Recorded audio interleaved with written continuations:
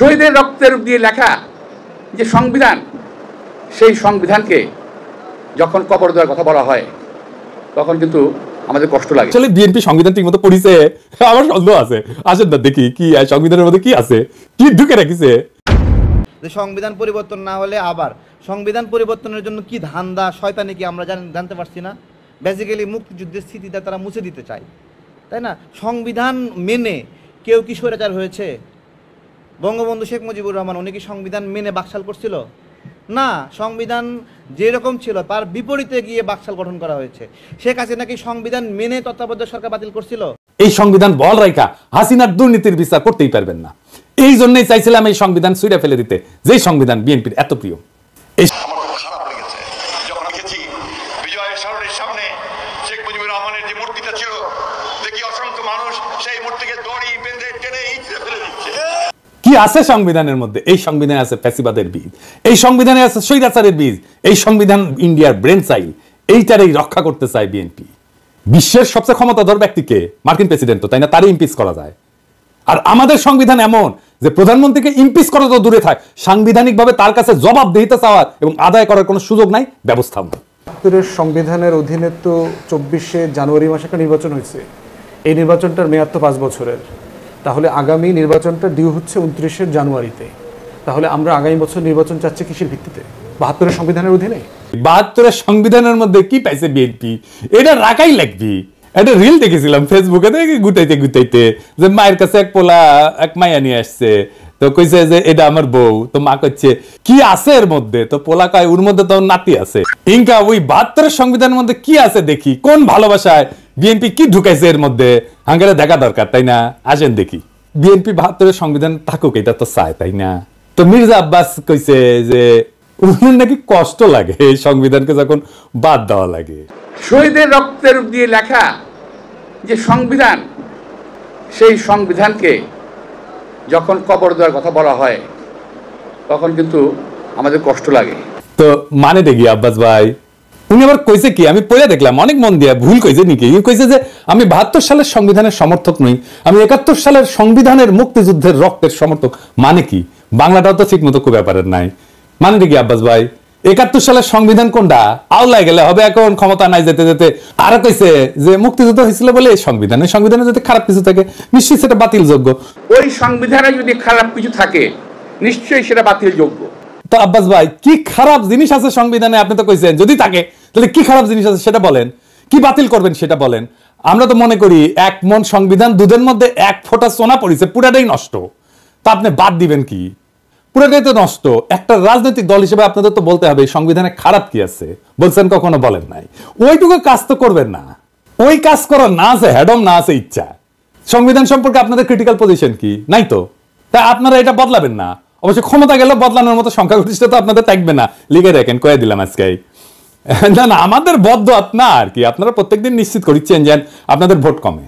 আপনাদের ভোটের মুরগি আপনি লেজে কাটবেন না গলায় কাটবেন সেটা আপনাদের ব্যাপার, কিন্তু আপনাদের বলতে হবে আপনারা কি বদলাবেন সংবিধানের। না বললে নির্বাচনে যাইতে পারবেন না। নির্বাচনে যাইয়া দেখেন কোন কিসিমের সমালোচনা শুনেন আমাদের কাছ থেকে টের পাইবেন। তখন ভাইবেন না আপনাদের ভোট দেওয়ার জন্য বসে আছে সবাই, না ওই দিন বাগে খাইছে। কেন আপনাদের ভোট ব্যাংক বাগে খাইতেছে সেটা আমি আলাপ করবনি, দেখাই দিবনি কেন আপনার ভোট ব্যাংক বাগে খাইতেছে। খুব মনে করেন যে মার্কা দেখে চাপ্পা দিবে, ওই দিন গেছে। আজ আমার আলাপ শুধু সংবিধান নিয়ে। আবার রিজি ভাই কইছে যে সংবিধান বাতিল মানে নাকি মুক্তিযুদ্ধকে অস্বীকার করা। উনি কাইন্দে শেষ মুজিবের ছবি কেন নামানো হয়েছে দেখেন। শেখ মুজিবের ছবি নামানোটা উচিত হয়। খন্দকার মোস্তাক নামিয়েছিলেন, জিয়াউর রহমান তুলেছিলেন। ইতিহাস আপনার নির্ধারণ করবে, বিচার করবে। তো সেই বিচারের ভার থাকলো, জনগণ বিচার করবে। কিন্তু আমাদের জাতীয় জীবনের, জাতীয় ইতিহাসের আন্দোলনে যার যতটুকু অবদান সেটা স্বীকার করা হোক। আমরা আওয়ামী লীগের মতো সংকীর্ণ নই, আমরা ছোট মনের প্রচার দেব না। এই জন্যই বলছি শেখ মুজিবের ছবি নামানোটা উচিত হয়নি। তো বাঘের পিছে যেমন ফেউ থাকে না, তেমনি বাংলাদেশের সরকারি দলের পিছে একটা গৃহপালিত বিরোধী দল থাকে। এটা এরশাদ শুরু করেছিল। এরশাদের ছিল আসাম রব, হাসিনার ছিল জাতীয় পার্টি, আর ক্ষমতায় যাইতে না যাইতে গৃহপালিত বিরোধী দল ইলেক্ট করে ফেলছে ওই বিএনপি, নূর সাকি এদেরকে দিয়া। এদের নমিনেশন আগে কনফার্ম করেছে। দেখেন নিজের দলের নমিনেশনের খবর নাই, জোট সঙ্গীর নমিনেশন কনফার্ম করেছে 6 নেতার। হ্যাঁ, তো এই গৃহপালিত বিরোধী দলের এক নেতা নূর অলরেডি আওয়াজ দিতেছে তারা 72 সংবিধান বাতিল চায় না। বাকিরাও কবে একটু ওয়েট করেন, এই 6 ক্যান্ডিডেটের জামানত বাজেয়াপ্ত হওয়ার চান্স আছে কলে। আমি কয়ে দিলাম, এখনই কয়ে দিলাম, বুঝছাও। আর যদি বঞ্চিত ক্যান্ডিডেট, বিএনপির যদি বঞ্চিত ক্যান্ডিডেট থাকবি না ওটি, ও যদি নাগরিক কমিটি বা জামাত ক্যান্ডিডেট করে, তাহলে এই 6 জনের এমপি হওয়ার কায়েসের কলে সারা। যাই হোক, আজকে আমার আলাপ বাংলাদেশের সংবিধান নিয়ে, ওই আলাপ পরে আসলে বিএনপি সংবিধান ঠিক মতো পড়িছে আমার সন্দেহ আছে। আসেন না দেখি কি সংবিধানের মধ্যে কি আছে, কি ঢুকে রাখিছে। 1956 সালে পাকিস্তানের সংবিধানের একটা আলোচনা হইতেছিল, সেইখানে যে সমস্ত ধারার সমালোচনা করেছিল আওয়ামী লীগ, সেগুলো 72 সংবিধানে ঢুকে দিছে। কেন আওয়ামী লীগ তখন সমালোচনা করেছিল কেন? কারণ ওই শাসনতন্ত্রটা তৈরি করা হয়েছিল আইয়ুব খানকে সামনে রেখা। আইয়ুব খান যেন একটা এক নাক হয়ে উঠতে পারে, সেটা সবকিছু ওই শাসনতন্ত্র ছিল পাকিস্তানের। তো যে ক্ষমতা দেওয়া হয়েছিল না আইয়ুব খানকে, বাংলাদেশের এই 72 সংবিধানে প্রধানমন্ত্রীকে সে একই রকম ক্ষমতা দেওয়া হয়েছে। আপনি তো জানেন যে এমপি ইলেকশন হয়ে আসে 300টা সিট থেকে, কিন্তু এই এমপি কি কেন স্বাধীনভাবে কোনো আলাপ করতে পারে, সিদ্ধান্ত নিতে পারে, মতামত দিতে পারে না? দলের ডিসিশনের বাইরে গেলে সদস্যপদ বাতিল হয়ে যায়। মানে হাসিনা যেটা চাইবে বা সংসদের নেতা যেটা চাইবে বা ভবিষ্যৎ দলের নেতা যেটা চাইবে, সেখানে এমপিদের ভোট দিতে হবে। তাহলে আলাদা আলাদা এমপি থেকে লাভ কি, তাই না? দলের সিদ্ধান্তের বাইরে যদি ভোটই দিতে না পারে, তাহলে আলাদা আলাদা ভোট করার তো দরকার নাই। 300 জন আলাদা লোকের তো দরকার নেই, একজন থাকলেই হয়তো, তাই না? এই সংবিধানে মিশামিশি মেলা কথা লেখা আছে, কথা দিয়ে ভরে রেখেছে আর কি। লিখেছে প্রজাতন্ত্রের সকল ক্ষমতার মালিক নাকি জনগণ। বা তার মানে আমি আপনি জনগণ, তা আমি আপনি মালিক তো, তাই না? হ্যাঁ, তো লিখেছে কি? লিখেছে প্রজাতন্ত্রের সকল ক্ষমতার মালিক জনগণ। এটা দিয়া কিন্তু শেষ না, পরে বাক্যটা একটা সেমিকোলন চিহ্ন দিয়া আবার ঘোষণা করছে যে এই ক্ষমতা কেবল সংবিধানের অধীনে ও কর্তৃত্বে কার্যকর হইবে। তাহলে প্রশ্ন যেটা স্বাভাবিকভাবে আসে সেটা হইতেছে যে সংবিধান জনগণের যে ক্ষমতা, এটা কাদের, কিভাবে প্রয়োগের দায়িত্বটা দিছে কাকে? এই ক্ষমতা কেবল সংবিধানের অধীনে ও কর্তৃত্বে কার্যকর হবে। তার মানে কি? তার মানে এই ক্ষমতাটা প্রয়োগের দায়িত্ব কারে দিছে, বুঝছেন? এই ক্ষমতা প্রয়োগের মালিক হইতেছে প্রধানমন্ত্রী। আপনি মালিক, কিন্তু প্রয়োগ করবে প্রধানমন্ত্রী। মানে বুঝেছেন তো, মালিক আপনি, কিন্তু মালিকের ক্ষমতা প্রধানমন্ত্রী। তো এই কাগজের মালিক হওয়া কাম কি, লাভ কি? বাড়ির মালিক আপনি, কিন্তু এই বাড়ির থেকে পাশের বাড়ির মুখলেস, তো এই বাড়ি থেকে আপনার লাভ কি? ভোট দেওয়ার অধিকার ছাড়া ক্ষমতা প্রয়োগের কোনো বিধান এই সংবিধানে কোথাও আপনি খুঁজে পাবেন না। তাও এই সামান্য অধিকারটাও কেড়ে নেওয়া হয়। তার ফলে সংবিধানে যাই লেখা থাকুক, মালিক বলুক যাই করুক, জনগণ আখেরে দাস হইয়া যায় রাজনৈতিক দলের। এবার আসেন রাষ্ট্রপতির ভূমিকা নিয়ে কথা বলি। সংবিধানে যে রাষ্ট্রপতি বিষয়ক অনুচ্ছেদ আছে না, ওইখানে বলা আছে যে কেবল প্রধানমন্ত্রী নিয়োগের ক্ষেত্র ব্যতীত রাষ্ট্রপতি অন্য সকল দায়িত্ব পালনে প্রধানমন্ত্রীর পরামর্শ অনুযায়ী কার্য করিবেন। তবে শর্ত থাকে যে প্রধানমন্ত্রী রাষ্ট্রপতিকে আদৌ কোনো পরামর্শ দান করিয়াছেন কিনা, এবং করিয়া থাকলে কি পরামর্শ দান করিয়াছেন, কোন আদালত সেই সম্পর্কে কোনো প্রশ্নের তদন্ত করিতে পারিবে না। অর্থাৎ সংবিধান রাষ্ট্রপতিকে যে সব ক্ষমতা দিছে বলে মনে করা হইতেছে, তার কোনোটাই আসলে তার নাই, বুয়া। সবই প্রধানমন্ত্রী পরামর্শ অনুযায়ী প্রয়োগ করতে বাধ্য। তার প্রধানমন্ত্রীর পরামর্শ ছাড়া যদি প্রয়োগ করতে না পারে, তাহলে রাষ্ট্রপতি থেকে লাভ কি কল বলেন তো? বিচারপতি, নির্বাচন কমিশনের নিয়োগ, সকল সাংবিধানিক পদে নিয়োগ দান, দণ্ডপ্রাপ্ত আসামির দণ্ড মওকুফ, কোনো কিছুই প্রধানমন্ত্রীর পরামর্শ ব্যতীত করার ক্ষমতা সংবিধান রাষ্ট্রপতিকে দেয়নি। আমি সংবিধান পড়লে মনে হতে পারে যে রাষ্ট্রপতি প্রতিরক্ষা বাহিনীর সর্বাধিনায়ক, সে বিচারপতি নিয়োগ করে, অ্যাটর্নি জেনারেল নিয়োগ করে, নির্বাচন কমিশন মহা হিসাব নিরীক্ষক নিয়োগ করে। কিন্তু আগের অনুচ্ছেদটা যদি দেখেন না, তাহলে এই সমস্ত ক্ষমতা আসলে দেখা যাচ্ছে যে দৃশ্যত রাষ্ট্রপতির, কিন্তু প্রকৃতপক্ষে এটা প্রধানমন্ত্রীর আন্ডারে। রাষ্ট্রপতি প্রধানমন্ত্রীর আন্ডারে চাকরি করা এক বালচুন, যার নিজের কোনো ক্ষমতা নাই, চাঁদের মতো আর কি, নিজের কোনো আলো নাই। প্রধানমন্ত্রী সূর্যের আলোতে সে আলোকিত। তো সংবিধান অনুসারে বলছে যে রাষ্ট্রপতির আছে প্রধানমন্ত্রী নিয়োগের ক্ষমতা, কিন্তু এবার বলা আছে যে সংসদের সংখ্যাগরিষ্ঠ সদস্যের আস্থাভাজন বলে রাষ্ট্রপতির নিয়োগ প্রতীয়মান হইতে হবে। তার মানে রাষ্ট্রপতি তাকেই প্রধানমন্ত্রী নিয়োগ করবে যে সংসদের সংখ্যাগরিষ্ঠ। তার মানে তার রাষ্ট্রপতির তো আসলে কোনো ক্ষমতা নাই। প্রকৃত অর্থে প্রধানমন্ত্রী নিয়োগের ক্ষমতাও তার না, এটা হলো সংখ্যাগরিষ্ঠ সংসদ সদস্যের ক্ষমতা। তারপরে প্রধানমন্ত্রী তো প্রজাতন্ত্রের নির্বাহী ক্ষমতার অধিকারী করছেই, মন্ত্রী নিয়োগ করা, বরখাস্তের এখতিয়ার সংবিধানে প্রধানমন্ত্রীকে দিছে। বাংলাদেশের সংবিধানে প্রধানমন্ত্রীকে যে ক্ষমতা দেওয়া হয়েছে, প্রাচীনকালের সম্রাটদেরও এই ক্ষমতা ছিল না। আচ্ছা, এবার আসেন, পৃথিবীর সব দেশে ইমপিচ করা যায় রাষ্ট্রপ্রধানকে, তাই না? সংবিধান অনুসারে প্রধানমন্ত্রীকে কি ইমপিচ করা যায়? প্রধানমন্ত্রীর বিরুদ্ধে যদি কোনো অভিযোগ ওঠে, তাহলে তদন্ত করবে কে? এটাও কি রাষ্ট্রপতিকে প্রধানমন্ত্রীর সাথে পরামর্শ করে করতে হবে? প্রধান বিচারপতির বিরুদ্ধে যদি কোনো অভিযোগ ওঠে, তাহলে সেটা তদন্ত করার অধিকারী বা কে? কেমন করে করবে? প্রধানমন্ত্রী রাষ্ট্রীয় পররাষ্ট্র বিষয়ে রাষ্ট্রপতিকে অবহিত করবেন, ঠিক আছে, কিন্তু অবহিত হয়ে থাকে কি যথেষ্ট? যদি প্রধানমন্ত্রী কোনো রাষ্ট্রীয় কর্মকাণ্ড বা পররাষ্ট্র সম্পর্ক নির্ণয়, রাষ্ট্রীয় নিরাপত্তা, দেশের স্বাধীনতা, সার্বভৌমত্ব কিংবা বাংলাদেশের সংবিধানের সঙ্গে অসঙ্গতিপূর্ণ হয়, তাহলে তার বিচারটা করবে কে? এই বিচারের সুযোগ আমাদের সংবিধানে নাই। এইভাবেই সংবিধান প্রধানমন্ত্রীর স্বেচ্ছাচারিতার সুযোগ করে দেওয়া হয়েছে। এই সংবিধানের মধ্যে লুকায় আছে ফ্যাসিবাদের বীজ, এই সংবিধানের মধ্যে লুকায় আছে স্বৈরাচারের বীজ। ওই যে বলছি না, এর মধ্যে কি আছে? এইটাই আছে, ওইটাই বিএনপির পছন্দ। ও বিএনপি ওই আর একটা স্বৈরাচার হয়ে উঠতে চায়। এই যে আভ্যন্তরীণ রাজনীতি, অর্থনীতি, আইন শৃঙ্খলা পরিস্থিতিতে বিশৃঙ্খলা, অরাজকতা, এমনকি দেশদ্রোহিতা করছে যে হাসিনা, এর জন্য হাসিনাকে দায়ী, দোষী সাব্যস্ত করা, বিচার করার সাংবিধানিক সুযোগ সংবিধানে নাই। বুঝছাও? বিশ্বের সবচেয়ে ক্ষমতাধর ব্যক্তিকে, মার্কিন প্রেসিডেন্ট তো, তাই না, তারই ইমপিচ করা যায়। আর আমাদের সংবিধান এমন যে প্রধানমন্ত্রীকে ইমপিচ করা তো দূরে থাক, সাংবিধানিকভাবে তার কাছে জবাবদিহিতা চাওয়ার এবং আদায় করার কোনো সুযোগ নাই, ব্যবস্থাও নাই। এই জন্যই এই সংবিধান, ৭২-এর সংবিধান এত পছন্দ বিএনপির। বুঝছাও? এইবার আসেন দেখি যে রাষ্ট্র তার ঘোষিত নীতির উল্টা নীতি এই সংবিধানের বলে বাস্তবায়ন করতে পারে কেমনে। আসেন দেখি। সংবিধানে রাষ্ট্র পরিচালনার মূলনীতি লেখা আছে। তো একটা মূলনীতির তো একটা অংশ রাজনৈতিক আমরা জানি, এবং একটা অংশ অর্থনৈতিক। রাষ্ট্র যে রাজনৈতিক এবং অর্থনৈতিক লক্ষ্য নির্ধারণ করছে, তার বাস্তবায়ন আদালতের এখতিয়ারের বাইরে রাখা হয়েছে। এই নিয়ে যদি কোনো প্রশ্ন নাও তোলা হয়, আর যদি রাষ্ট্র যদি তার ঘোষিত নীতির বিপরীতে কোনো নীতি বাস্তবায়ন করতে যায়, তাহলে সেটা আদালতে যায় বন্ধ করা যাবে না। যেমন ধরেন, আমাদের রাষ্ট্রীয় মূলনীতিতে স্বাস্থ্যকে, চিকিৎসাকে একটা মৌলিক অধিকার হিসেবে বর্ণনা করা হয়েছে। এখন আপনি যদি চিকিৎসা না পান, চিকিৎসা দিতে যদি না পারে, আপনি কি আদালতে যে মামলা করে দিতে পারবেন রাষ্ট্রের বিরুদ্ধে, সরকারের বিরুদ্ধে? পারবেন না। তো তাহলে মৌলিক অধিকার থেকে লাভ কি? এই সংসদকে 2/3 ভোটে সংবিধানের সবকিছু পরিবর্তন, স্থগিত, এটার ক্ষমতা দেওয়া হয়েছে। যেটা এমনকি মূলনীতি হইলেও, সংবিধানের মূলনীতি হইলেও, রাষ্ট্রীয় মূলনীতি হইলেও, সেটা মৌলিক অধিকার হইলেও, এমন যে কোনো কিছুই সে স্থগিত করে দিতে পারে, নষ্ট করে দিতে পারে। রাষ্ট্রের মূলনীতি বাস্তবে প্রয়োগ না করে সম্পূর্ণ বিপরীত পথে চললেও তা কোনোভাবে সংবিধানের লঙ্ঘন হবে না, যদি 2/3 ভোট আপনি পান। এবং এই রাহাজানি বন্ধ করার কোনো সাংবিধানিক ব্যবস্থা এই সংবিধানে নাই। 2/3 ভোট নিয়ে বাংলাদেশের নাম যদি গান্ডুল্যান্ড করে দেওয়া হয়, তাও সই, সেটাও সংবিধান সম্মত। আর এই সংবিধানে হাত দিতে হলে বিএনপি ব্যথা পায়। তো সংবিধান যদি জনগণের অভিপ্রায় প্রকাশ হয়, তার স্বাধীনতা রক্ষার সনদ হয়, তাহলে জনগণের ঊর্ধ্বে তো কারো অবস্থান হতে পারে না। কিন্তু এমপিরা জনগণের ঊর্ধ্বে হয়ে যায় যদি তার 2/3 সংখ্যাগরিষ্ঠতা থাকে। সুতরাং জনগণ তার জাতীয় বা রাষ্ট্রীয় অভিপ্রায় হিসেবে যা ঠিক করবে, সেটা সংশোধনের এখতিয়ার কোনোভাবেই এই এমপিদের কাছে থাকতে পারে না। কিন্তু এই সংবিধানে আছে।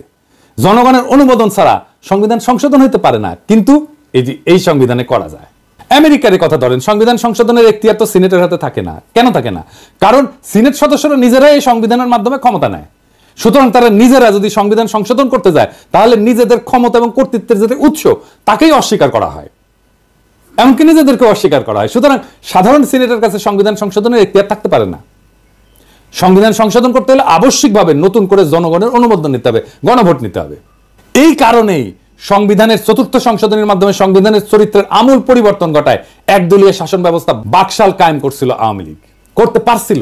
জনগণের মতামতের তোয়াক্কা না করেই সেদিন সংবিধানের অপরিহার্য মৌলিক শর্ত এবং নৈতিকতার বৈশিষ্ট্য ধুলায় মিশাই দিছিল এই ৭২-এর সংবিধান, যেই ৭২-এর সংবিধান বিএনপির এত প্রিয়। এবার আসেন, আপনার আবার টাকা নিয়ে কি রাহাজানি করে এমপিরা এই সংসদে, সেটা দেখি। রাষ্ট্র কিভাবে কার কাছ থেকে কত টাকা আদায় করবে, কার জন্য কত টাকা খরচা করবে, সেটা নির্ধারণের জন্য যে বিল আনা হয়, তাকে অর্থ বিল বলা হয়। এই অর্থ বিল সম্পর্কে আদালতে প্রশ্ন উত্থাপন করা যাবে না। রাষ্ট্রের অর্থ যে কোনো ভাবে খরচা করলে, আত্মসাৎ করলে, লুণ্ঠন করলেও জনগণের পক্ষ থেকে কোনো প্রশ্ন তোলার এতটুকু অবকাশ সেখানে নাই। আপনার বালিশ যদি 1 লাখ টাকায় কেনা হয় আর সেটা যদি অর্থ বিলে অন্তর্ভুক্ত থাকে, এটা নিয়ে দুদক কিছু করতে পারবে না। এবার বুঝেছেন তো কেন একটাও দুর্নীতির মামলা করা যায় না হাসিনার দলের লোকেদের বিরুদ্ধে, হাসিনার বিরুদ্ধে? এই জন্যই এই সংবিধান বল রাখা হাসিনার দুর্নীতির বিচার করতেই পারবেন না। এই জন্যই চাইছিলাম এই সংবিধান ছুঁড়ে ফেলে দিতে, যেই সংবিধান বিএনপির এত প্রিয়। এই সংবিধানের ১১ ভাগে একবারে শেষ দিকে একটা অনুচ্ছেদে বলা আছে, এই সংবিধানের বিধানাবলী সাপেক্ষে সকল প্রচলিত আইনের কার্যকারিতা অব্যাহত থাকিবে, তবে অনুরূপ আইন এই সংবিধানের অধীনে প্রণীত আইনের দ্বারা সংশোধিত বা রহিত হইতে পারিবে। এর মানে হইতেছে পাকিস্তান আমলে যে সমস্ত আইন বিধিবিধান জারি ছিল, তা ছিল ব্রিটিশদের পরিত্যক্ত। তাই দুইবার স্বাধীনতার পরেও দাড়ি কমা সমেত বাংলাদেশে জারি করা হইল সেই সমস্ত আইন। সংবিধানে যেখানে মৌলিক অধিকার সমূহের বিবরণ দেওয়া হয়েছে, সেই অধিকার সমূহে আইন অনুযায়ী বা আইনের বিধান সাপেক্ষে বা জনস্বার্থে প্রচলিত আইনের বিধিনিষেধ সাপেক্ষে ইত্যাদি শব্দ ব্যবহার করে পঙ্গু করে দেওয়া হয়েছে। একটা উদাহরণ দিই, ভাষার মারপ্যাচ দিয়ে কেমনি আমাদের অধিকারের আছে। সংবিধানে বলা হয়েছে আইন অনুযায়ী ব্যতীত জীবন ও ব্যক্তি স্বাধীনতা হইতে কোনো ব্যক্তিকে বঞ্চিত করা যাইবে না। তার অর্থ দাঁড়ায় আইনের মাধ্যমে ছাড়া কোনো ব্যক্তিকে জীবন ও ব্যক্তি স্বাধীনতা হইতে বঞ্চিত করা যাবে না, অর্থাৎ আইন নির্ধারিত পদ্ধতিতে করা যাবে, তাই না? এই জন্যই পরবর্তী সময়ে যে বিচার বহির্ভূত হত্যা ক্রসফায়ার নামে যেটা কুখ্যাত, তার মতো বর্বর ব্যবস্থা সংবিধান সম্মত হয়ে গেছে। কারণ দেখানো যায় ক্রসফায়ারও আইনসম্মত। আপনি কি দেখেছেন এতগুলো ক্রসফায়ার হয়েছে, বিচার কেন হইল না? বুঝেছেন তো, বিএনপি এটার বেনিফিট নিবে। ক্রসফায়ার তো বিএনপি শুরু করেছিল 1898 সালে। ব্রিটিশ যে ফৌজদারি কার্যবিধি ছিল, এর ধারা অনুযায়ী বিচারে যদি মৃত্যুদণ্ড বা যাবজ্জীবন কারাদণ্ড হইতে পারে এমন অভিযুক্ত আসামিকে কিন্তু পুলিশ গুলি করে মেরে ফেলতে পারে। এমন একটা ঘটনা ঘটলে একটা প্রশাসনিক তদন্তে গুলি ছোড়ার ঘটনাটাকে আত্মরক্ষামূলক বলে মনে করলেই হত্যাকাণ্ডটা আইনসম্মত হয়ে যায়। এইভাবে সমস্ত ক্রসফায়ার আইনসম্মত হয়ে গেছে। এই জন্য পুলিশ বা র্যাবের গুলিতে নিহত প্রত্যেককে সন্ত্রাসী খুনের মামলার আসামি হইতে হয়, বুঝছেন? এটা শাস্তি তো মৃত্যুদণ্ড। সেই জন্য এরা যদি মাইরা ফেলে তাইলে এটা আইনসম্মত। এবার আসেন বিএনপি নিজে কিভাবে নিজের সেটা দেখি। বিএনপি তো বলে যে আমাদের জাতিসত্তা বাংলাদেশি, তাই না? বিএনপি আর আওয়ামী লীগের মধ্যে তো তফাৎ হচ্ছে, আওয়ামী লীগ মনে করে আমাদের জাতিসত্তা বাঙালি আর বিএনপি মনে করে আমরা বাংলাদেশি। তো এই সংবিধানে কি লেখা আছে? লেখা আছে বাংলাদেশের নাগরিকগণ বাঙালি বলিয়া পরিচিত হইবেন। তো এই বাক্য দিয়া সংবিধানে বাঙালি ছাড়া অন্যান্য জাতির অস্তিত্বকে অস্বীকার করাই লোক। এতগুলো জাতিসত্তা আছে, আমাদের ক্ষুদ্র নৃগোষ্ঠী আছে, কেউ তাহলে বাংলাদেশের নাগরিক না। রাষ্ট্র পরিচালনার অন্যতম মূলনীতি অংশে বলা আছে যে ভাষাগত এবং সংস্কৃতিগত একক সত্তা বিশিষ্ট যে বাঙালি জাতি ঐক্যবদ্ধ এবং সংকল্পবদ্ধ সংগ্রাম করিয়া জাতীয় মুক্তিযুদ্ধের মাধ্যমে বাংলাদেশের স্বাধীনতা ও সার্বভৌমত্ব অর্জন করিয়াছেন, সেই বাঙালি জাতির ঐক্য এবং সংহতি হবে বাঙালি জাতীয়তাবাদের ভিত্তি। এইটা বিএনপি রাখতে চায়, বুঝছাও? ওই পরেই নি আসলে সংবিধান।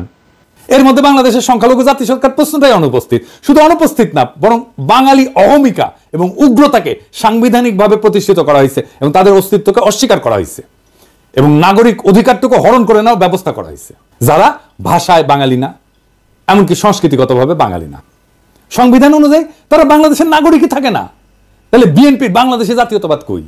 এবার আসেন আর একটা বিষয়, ভারতকে হাসিনা যা দিছে সেটা কি আর কেন আমরা সেটা জানতে পারি না? হাসিনা গর্বভরে বলেছিল না যে ভারতকে যা দিছি তা তারা সারা জীবন মনে রাখবে। তো ইন্ডিয়ার সাথে কি কি চুক্তি হয়েছে জানেন না? এমনকি অন্তর্বর্তীকালীন সরকারও তা জানায় নাই। কেন জানায় নাই? কারণ রাষ্ট্রীয় কোনো চুক্তি হোক তা জাতীয় আন্তর্জাতিক তা সম্পাদনের পূর্বে বা পরে জনগণের কোনো মতামত গ্রহণের জন্য কোনোভাবেই জনগণের কাছে বা তার প্রতিনিধির কাছে উপস্থাপনের কোনো ব্যবস্থা রাখেনি। মানে এটা সংসদে আলাপ না করেও চুক্তি করতে পারে। তার মানে 72-এর সংবিধান অনুযায়ী অন্য যে কোনো রাষ্ট্রের সাথে যে কোনো চুক্তি, ট্রানজিট হোক, করিডোর হোক, যা কিছু হোক, বন্দর দিয়ে দেওয়া হোক, চুক্তির আগে বা পরে দেশবাসীর সঙ্গে আলোচনার সাংবিধানিক কোনো বাধ্যবাধকতা নেই। সমস্ত আন্তর্জাতিক চুক্তি সম্পাদিত হয় জনগণকে অন্ধকারে রেখে। এমনকি সংসদেও সেই চুক্তি নিয়ে আলোচনার কোনো বাধ্যবাধকতা সরকারের নাই। আবার দেখেন যে নির্বাচনী এলাকা থেকে সংসদ সদস্যরা নির্বাচিত হয়, সেই নির্বাচকরা যদি সেই এলাকার লোকেরা মনে করে যে তাকে আর তার প্রতিনিধি রাখবে না, তাহলে ওই জনগণের হাত পা বাঁধা, কিছুই করার নাই। মানে টার্ম শেষ হওয়ার আগে পর্যন্ত কিছু করতে পারবে না। অর্থাৎ প্রতিনিধি প্রত্যাহার করার কোনো সুযোগ সংবিধানে নাই। সারা দুনিয়ায় সভ্য দেশে এই সুযোগ আছে। এলাকার লোকেরা তার এমপিকে রিকল করতে পারে, মানে প্রত্যাহার করে নিতে পারে, এমনকি তার টার্ম শেষ হওয়ার আগেই। আর বাংলাদেশে একবার নির্বাচিত হলে কেল্লাফাতে। দুনিয়ার সব দেশ এমপিকে রিকল করতে পারে, তার এলাকার লোকেরা, বাংলাদেশে পারে না। সংবিধান আসলে রচনা হয় কিভাবে? সেভাবে কি আমাদের সংবিধান রচনা হয়েছে? সংবিধান তৈরি করে গণপরিষদ। শুধু সংবিধান তৈরি তাদের কাজ। জনগণ ভোট দিয়ে গণপরিষদ তৈরি করে, তারা সংবিধান তৈরি করে চলে যায়। সেই সংবিধানের অধীনে নির্বাচন হয়, নতুন সংসদ তৈরি হয়। কেন এই নিয়ম? কারণ আমি যে আইনে চলবো সেই আইন তো আমি নিজে তৈরি করতে পারি না। তাইলে তো আমার সুবিধা মতো আমি আইন বানাবো, তাই না? আমাদের সংবিধান তৈরি হয়েছে এমপিদের দিয়া। তারাই সংবিধান বানাইছে। তাদের সংবিধান বানানোর জন্য নির্বাচন করা হয়নি, কিন্তু তাদের এই সংবিধান বানানোর ম্যান্ডেটই ছিল না। তারা সংবিধান বানানোর পরে নিজেরাই কন্টিনিউ করছে এমপি হিসাবে, মানে নিজে যে আইন বানাইছে সেই আইন অনুযায়ী সে চলছে। মৌলানা ভাসানী কিন্তু বলছিল যে এই সংবিধানের খসড়া জনগণের কাছে প্রকাশ করার আগে সেটা দিল্লি পাঠানো হয়েছে। 72 সালে জুন মাসে নাকি, তখন আইনমন্ত্রী ছিল কামাল হোসেন, সে সংবিধানের খসড়া বগল দাবা করিয়া বিলাতে যাওয়ার নাম করে দিল্লিতে নাকি গেছিল।